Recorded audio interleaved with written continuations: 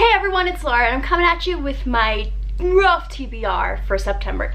Now, I don't know about you, but I find it extremely difficult to finish series, either because you have to wait a year in between each installment and you just kind of lose track, or just the general effort it takes to read that many books set in the same world. So this month I am planning to do Sequel September. I don't know who created that idea. Here's just a couple of the sequels I hope to get to. Definitely not a strict TBR. I have stuff from the library I have to read. I have a couple arcs to read. Down here I will put how many days it's been since I read the last installment, both in days and years, but I will do that math later. I don't have that math now, just to give you an idea of how long I've put off these books. So first I have China Rich Girlfriend by Kevin Kwan. I adored the first book. It took me a couple of days to read, so I know this one will take me a couple of days to read as well. It's just a matter of timing and fitting it in, especially after seeing the movie. I'm much more excited to continue this series. Next we have The Crown's Fate by Evelyn Skye. This is kind of like the Night Circus meets Imperial Russia. I found a hardcover in stores, so I felt like it was fate because I know most of them have switched over to paperback, so I was like,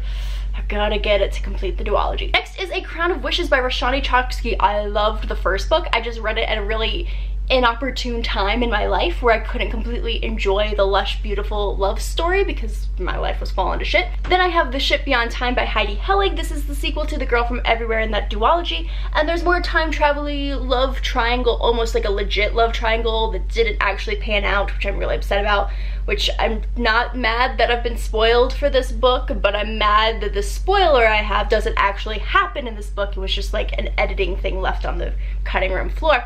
But anyways, I remember really enjoying the first book of the map and the really like clever magical system, so I hope with this one where they go to like the root of the magical system, like the actual origin of it, it gets more interesting. Then I have Bruja Born by Zoraida Cordova. This is the sequel to Labyrinth Lost, and this one isn't my fault. I had to wait like for how long it took for the actual book to come out, so like that's not my fault, that's a publishing error. But it's like a companion to Labyrinth Lost and it follows one of the sisters, but this only came out a couple months ago, so I don't feel like too behind. Going back to my childhood, I only ever read like 2 or 3 of the Anne of Green Gables series, so I've been working on a reread this year of trying to like actually read all in the Anne series. So I want to reread Anne of Avonlea because I know I read this one, but it's the second in the series, so I can keep going and get to all 8. Are you ready for this monster? Because I'm not ready for this monster. Warstorm by Victoria Aveyard. This is the final book in the Red Queen Quartet series, and it's so long, it's so thick, it's just, I don't have time for this. Do you have time for this? No one has time for this. But I know I read the other ones quite quickly, so I'm hoping that despite the monstrous size, it actually is a quite simple, easy read. Then I have the next 2 books in the Miss Peregrine series. So I have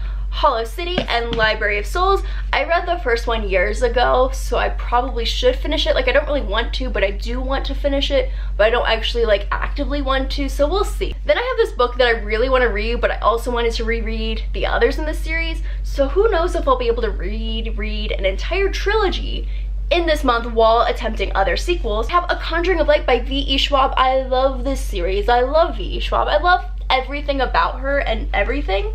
But I'm terrified to read this, and I'm glad I haven't been spoiled yet. That's the case with a lot of these. Like, I'm very surprised I haven't been spoiled, let's be honest. But I'm scared to do this. But like, I know I need to, and I know I feel it in my bones and in my soul, but I can't do it. The last physical book I have on my shelf is Lord of Shadows by Cassandra Clare. This is a monster of a book. I know I'm like a year late to this, but better late than never. The final book is coming out in December, so I definitely still have time this fall to read this and catch up, not mustard. I'm terrible.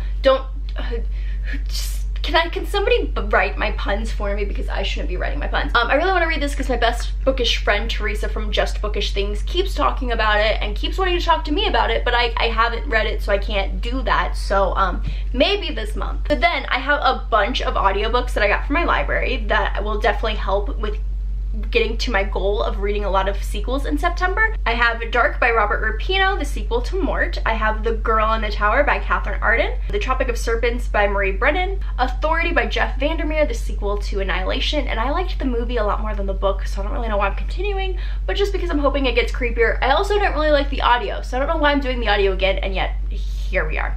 Shadow House Fall by Daniel Jose Older, the sequel to Shadow Shaper.